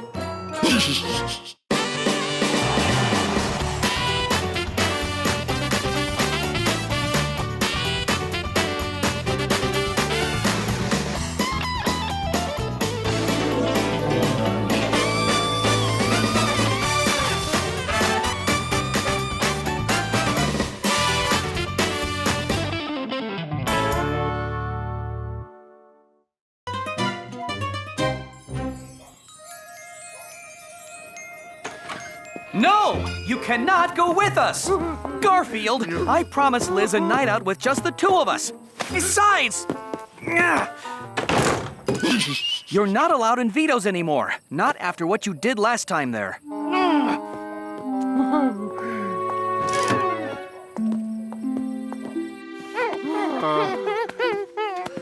No, we're not giving up. Wait here. Suction cups, I've been saving them for an emergency. And right now, not getting to go to Vito's is an emergency. Here, put one on each paw and do as I do.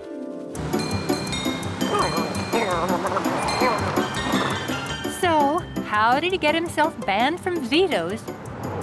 I think it was the trick with the bungee cord. Let us see. A tablet ordered a plate of pasta with a meat sauce. A chicken parmesan with a side of penne. A plate of spaghetti marinara. Hey, where did all the other dishes go?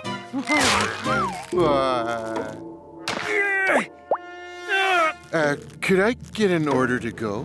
You pasta pilfering pussycat! You fettuccine filching feline!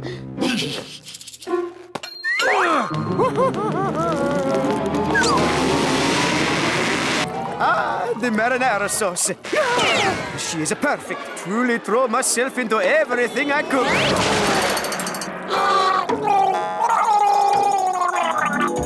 And after they hauled Vito out of the marinara sauce and gave him artificial respiration, he banned Garfield from his restaurant. In fact, he banned all animals. I can't even take Odie in. So I guess we won't be seeing Garfield or Odie at Vito's for a while. They wouldn't dare to try and get in there.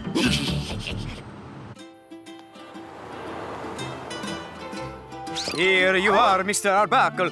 Vito's lasagna just for the two of you. It smells delicious. He's 'cause it is delicious. Vito's lasagna. So close and yet so far. The lasagna just sits there, looking delicious, mocking me. Allowing itself to be consumed by others. There must be a way to get us in there where that lasagna is. This is called thinking, Odie. You ought to try it sometime.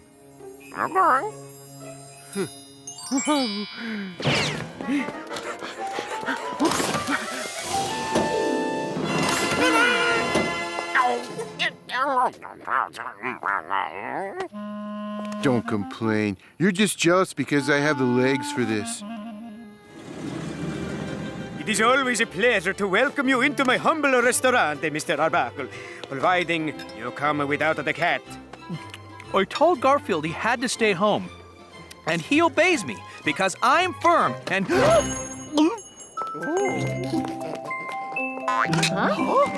Ah, you brought your little bambinas, and how charming they are.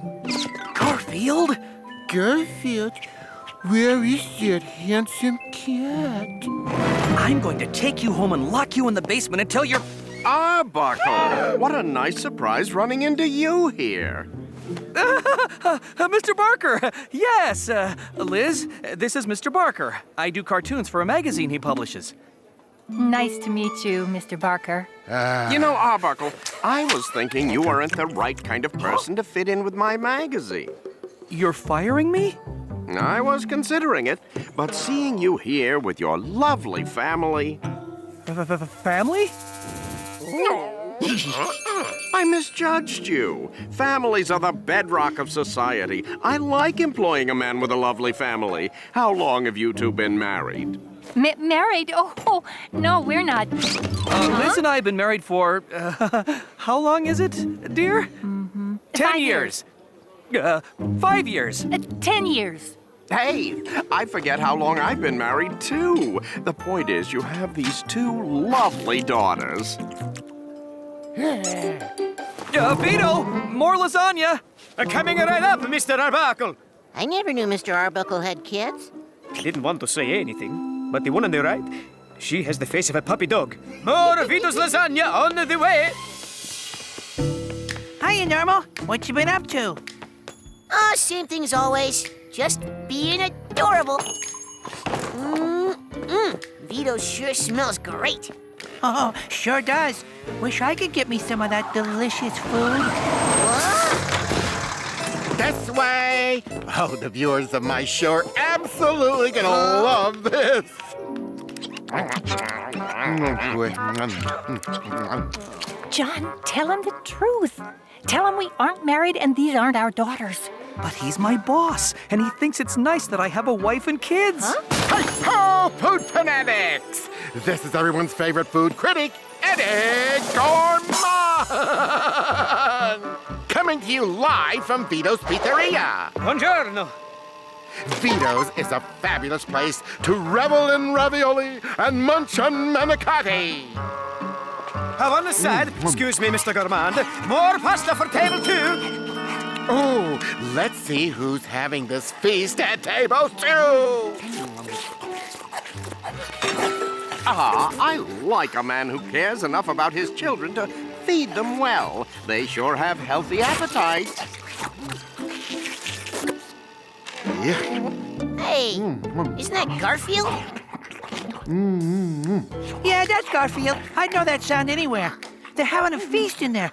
How do we get ourselves some of that? We need dresses and wigs. Where are we gonna... I'll do anything for Italian food. I can't believe it. I'm even cuter this way. This is John Arbuckle. He's a cartoonist who works for my magazine. Oh, hello, Mr. Arbuckle. And this is his wife, Liz, and their 2 beautiful daughters. Hey, let us have some of that. Let us have some of that. Excuse me, there are 4 beautiful daughters. John Arbuckle, you and your wife, Liz, have such lovely children. My brother is married with 4 kids? Oh, Dad! It says on TV that John not only married Liz, but that they have 4 daughters. Why didn't our daughter tell us if she married that cartoonist? John, how often do you come here to Vito's with Miss Arbuckle and the little Arbuckle children? Well, well, that is... John, this has gone on long enough. Either you tell them the truth or I will. I have something to tell you about my wife and daughters.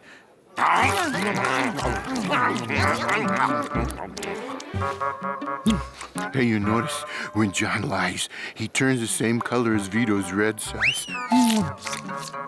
I want another meatball. I want 6 meatballs and more garlic bread. I cannot believe it. Mr. Arbuckle's daughters, they eat more than that cat of his. What is it you're trying to tell me, Mr. Arbuckle? Well, you know, I work for Mr. Barker here, and... Oh, indeed he does. I'm so impressed with his great family here. I'm giving Arbuckle a big promotion and a raise. Oops, dropped my napkin. I won't look good with marinara sauce all over my dress. Mamma mia! What is this? A pussycatto in my restaurant! And a puppy dog! And another pussycatto! And you! Trick or treat! Could I have another pepperoni pizza, please? All of you! All of you! All of you! Out of my restaurant! Out! And you can make that to go. Arbuckle, your daughters are cats and dogs? I can explain, Mr. Barker. Well, no, I can't, but... The truth, John. Women and children first, especially cats dressed like women and children. When I get my hands on you, cat!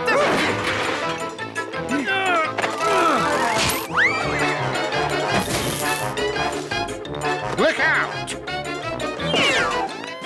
This is terrible.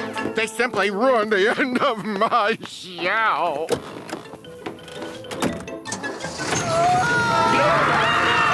Out! All of you out! And never darken my pizzeria again!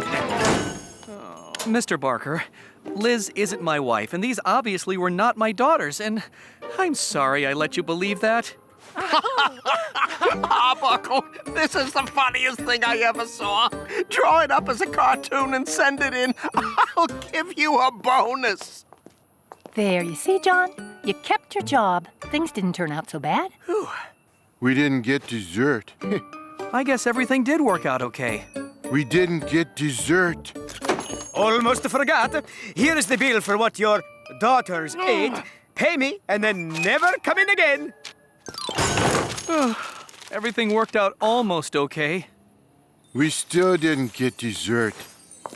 Vito will get over it in a day or so. He always does. You're right. But right now, I just want to relax and not have anyone else upset with me. Surprise! Congratulations on your wedding. Congratulations on your marriage. I know you'll be real happy. Why didn't you tell us? I can explain. Listen, I can explain! Hey, Odie, wedding cake. We did get dessert.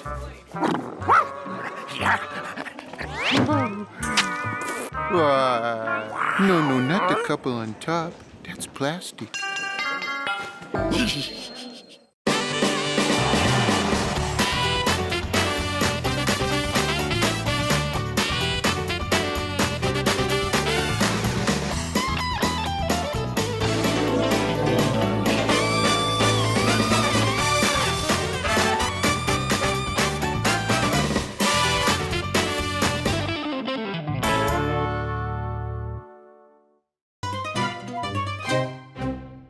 Dinner on the table, dinner on the table, dinner on the table, dinner on the table, dinner on the table, dinner on the table, dinner on the table. Did I mention dinner on the table?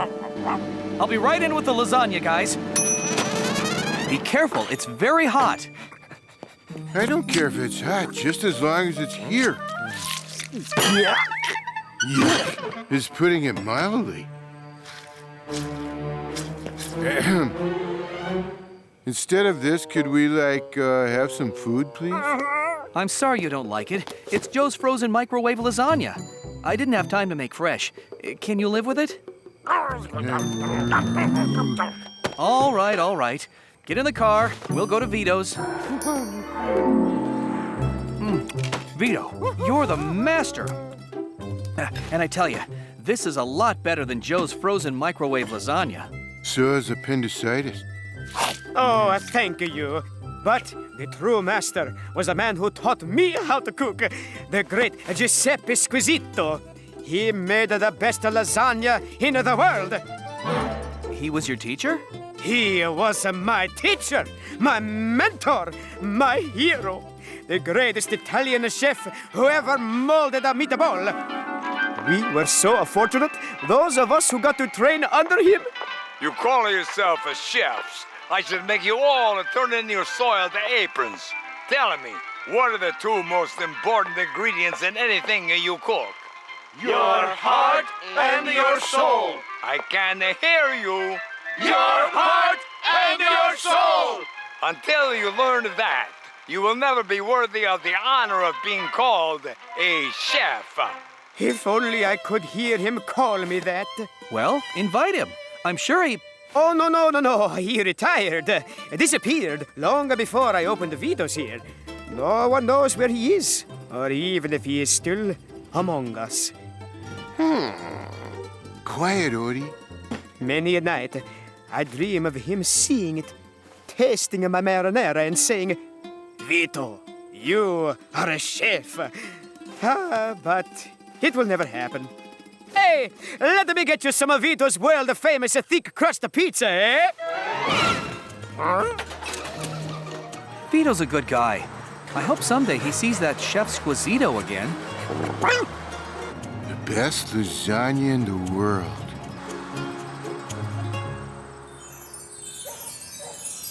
The best lasagna in the world. The best lasagna in the world. The best lasagna in the world. The best lasagna in the world. I've got to have it. I've got to have it. I've got to have the best lasagna in the world. Squeak! Wake up! Wake up, Squeak!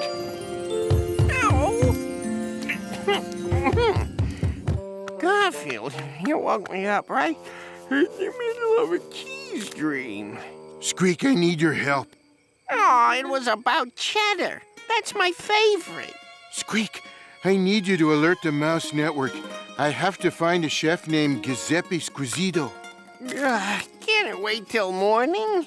Sure. All right, it's morning. Find him. He's the man who makes the best lasagna in the world.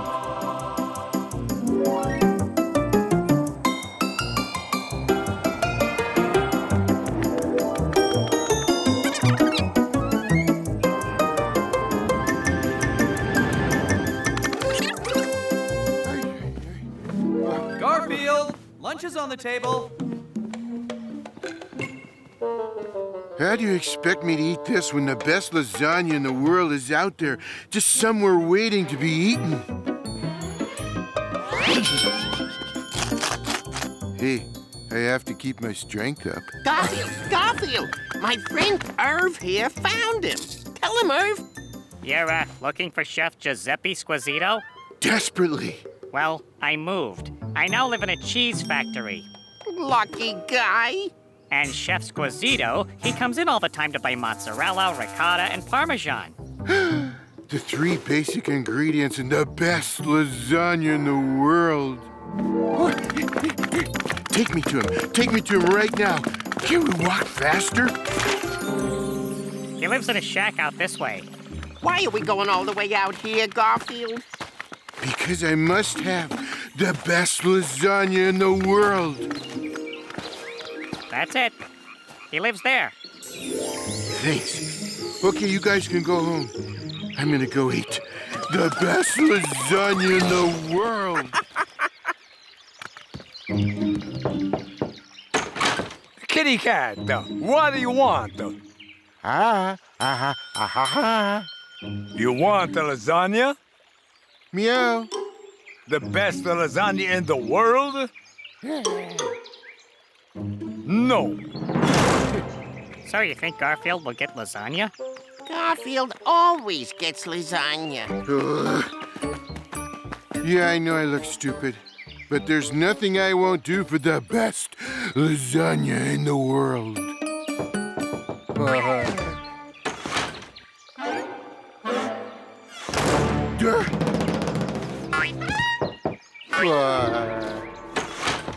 Down here, Tiny.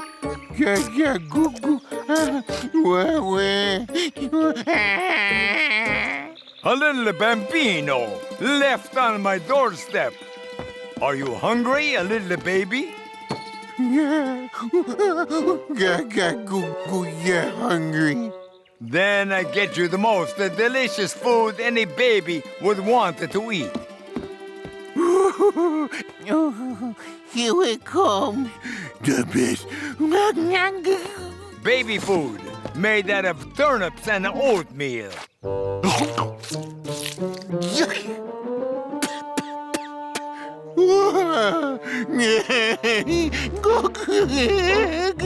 Do not cry, little bambino. Squisito will find you something you will like.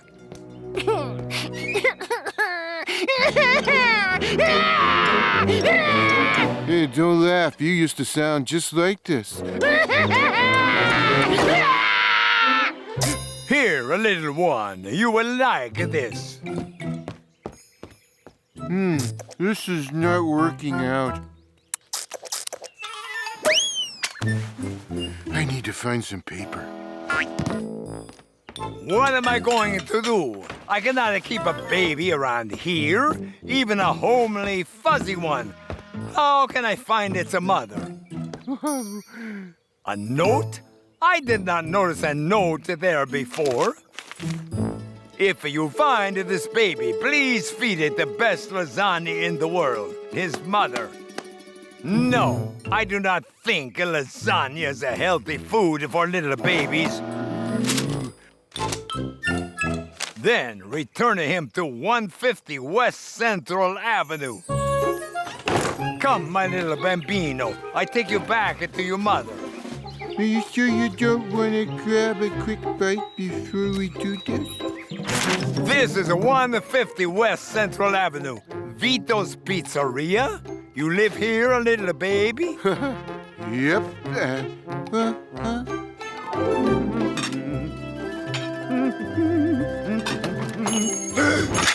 Chef Esquisito! Oh, Oh, Chef Squisito, it is you. Do you not remember me? Vito Capelleri. I was one of your students.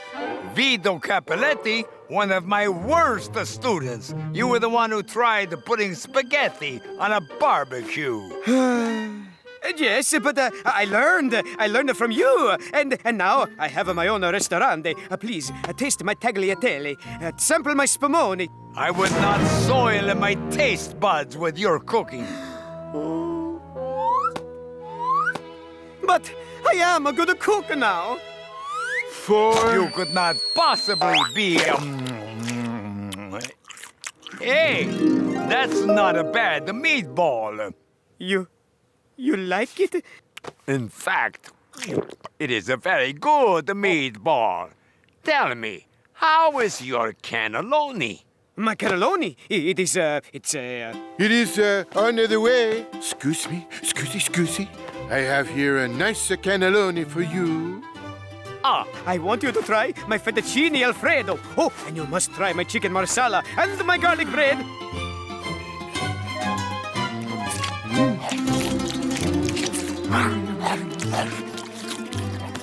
Vito, you truly are a chef. Oh, thank you. Oh, grazie, maestro. Thank you. And you, Pussy Gatto, I am in your debt for making this happen. How can I show my appreciation? Garfield, I don't know how you did it. You actually got Chef Squisito to come here and prepare his world-famous lasagna for us. I have not cooked in many years, not since I retired. I sold my recipe to a company that markets it as... it is ready. Wow. Here you are, Joe's frozen microwave lasagna.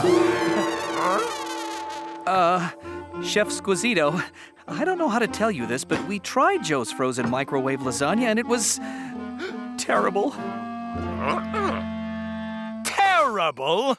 But it is so tasty and so easy to make. You just peel off the plastic film and microwave it. Plastic film? Hey, you could take the plastic film off before you cook it? This is the best lasagna in the world.